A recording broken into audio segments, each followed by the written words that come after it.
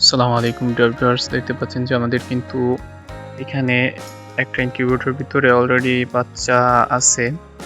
আর এই যে এখানে দেখতে পাচ্ছেন এই বাচ্চাগুলো কিন্তু একটা ইনকিউবেটর থেকে বের হয়েছে। আর দ্বিতীয় যেটা আছে ওইটার ভিতরে কিন্তু আমরা করে দিয়েছি, নতুন করে আবার ডিম বসিয়ে দিয়েছি। দেখতে পাচ্ছেন যে এই যে কিন্তু এখানে মুরগির ডিম বসিয়ে দিয়েছি।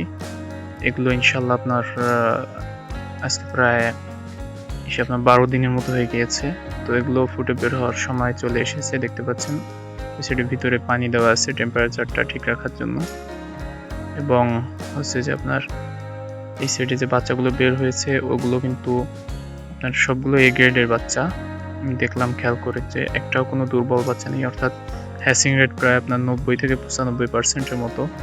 কোনো ডিম নষ্ট হওয়া বা আপনার বাচ্চা বের না হওয়া এরকম সমস্যা হয়নি, বরং নিজেরাই বাচ্চাগুলো সব বের হয়ে গিয়েছে।